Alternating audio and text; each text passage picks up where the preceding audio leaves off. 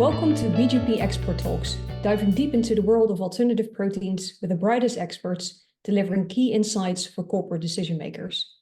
I'm Floor Buitelaar, Managing Partner at Brightest Partners, and with me here today is Maiko van der Meer. Maiko is a leading strategy and commercial plant-based expert, bringing over 15 years of senior leadership experience in the meat and fish industries. As the founder of a plant-based fish startup and a board advisor, he merges his extensive background with a passion for sustainable food solutions. Maiko, welcome. Thanks, Floor. Thanks for having me and looking forward to the interview. Likewise. And to immediately get started, I have a first question for you related to, will alternative proteins disrupt traditional industries? And if so, how and when? Well, I'm convinced they will disrupt the traditional industries, and that is why I've spent so much time and effort in refocusing the minds and the hearts of people towards all protein. I think we are being supported by the developments in animal welfare and also in terms of SRD and ESG. All those regulations will make traditional meat and fish much more expensive and scarce, and that will make it easier to disrupt that market with alternative proteins. I think the most important thing to keep in mind is that the taste and texture is vitally important of the alternatives, and that is going to be the decisive factor whether the disruption will go faster or slower. And that also has to be done at price parity and not at the increased prices which we saw in the past.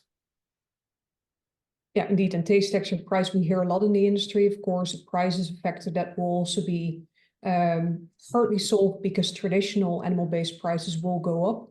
Is that also your view on this market? Absolutely. I think there is a lot of developments in the traditional market which cause prices to go up.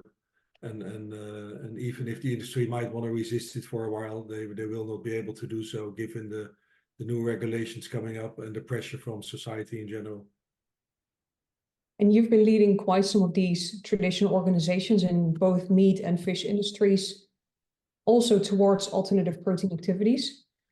How did you convince stakeholders for both short and long-term buy-in to the topic of alternative proteins? I think there are actually three key things you have to do to, within a traditional company, refocus the people on alternative proteins. I think most important, which every company should do anyway, is listen to their customers, their consumers, and make sure that you understand the need of the consumers and particularly also the future consumers. As everybody knows, millennials are the ones who are flexitarians by nature, and they want to have alternatives and they cut back on the intake of animal protein.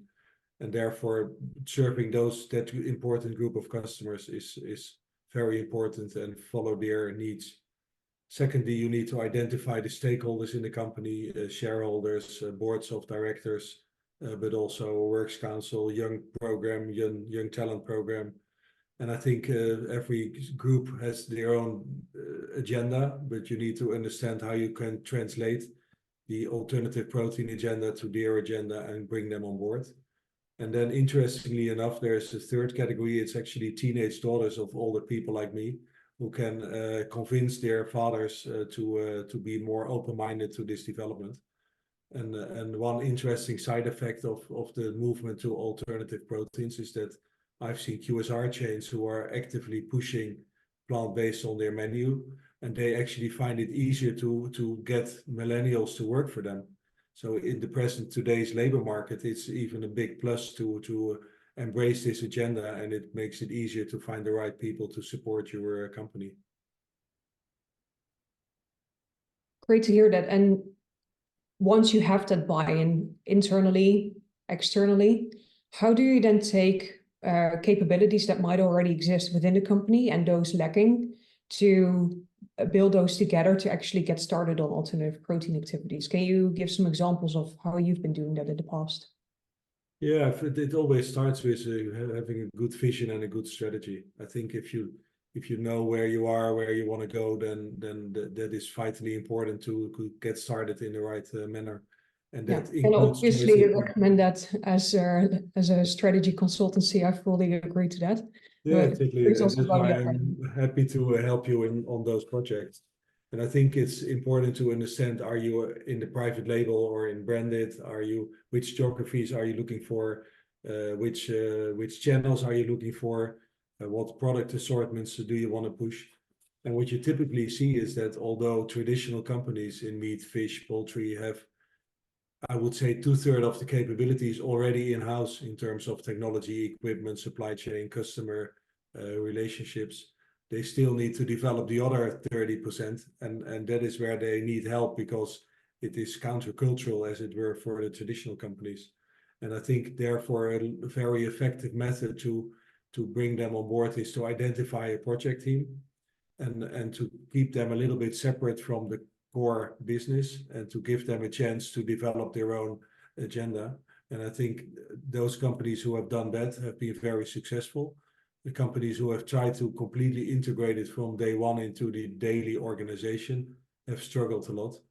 And I think that illustrates that it's also about the choice of people. I mean, one of the reasons why I'm combining board advice with executive search is that a lot of strategies fail because of execution, and execution is all down to having the right people on board. And therefore, you don't only need a good strategy, you also need the right people to execute the strategy. Yeah, and you explicitly mentioned keeping it separate from the daily activities. So I imagine that's not only the team, but as well certain KPIs or potentially limiting commercial KPIs to the developments of the team at that point. Absolutely, and I think if you rate such a project in the same way as your daily business, then you will very quickly depart from it because it will not fulfill the requirements in terms of margin, in terms of profitability on day one. So it is an investment in the future which you consciously need to take. Yeah, absolutely. And we often get the question, which alternative protein trends or developments should now be top of mind, or where should I really look into at this moment? What is hot? What can't be missed? Curious to hear your view on this. Yeah, I think then we're not talking about burgers, nuggets, and balls anymore. I mean, there are a lot of variety, a lot of good quality products. I think for me there are three holy grails in plant-based which need to be solved in the next 2 to 3 years. I think the one is a very good bacon. And although there are some initial prototypes available here and there, they are not as good as the real bacon.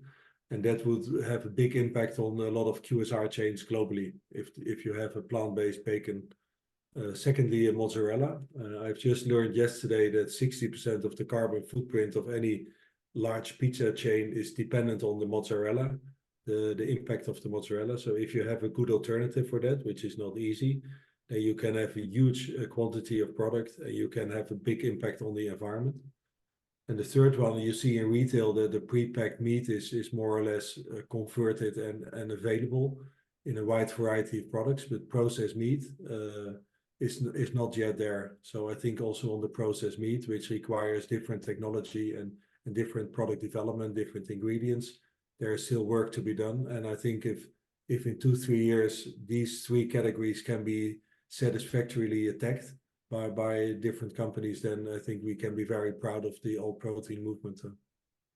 Okay, those are some pretty specific next steps that the audience can take, I believe. So thanks for sharing that. And to end our expert talk for today, I'm curious on a true or false statement and hearing your view. And the statement is the following: companies can wait with investing in alternative proteins. True or false? Well, that's obviously false. And I think the reason is that, maybe to be honest, there is, of course, a bit of a slowdown of the growth recently. You have seen this massive growth in sort of before COVID, after COVID. In the last year, due to inflation predominantly, the consumption has slowed down a little bit, or at least the growth has slowed down. And that could convince companies to slow down as well. But I think everybody knows that in the next years, the momentum will pick up again, and you need to be ready.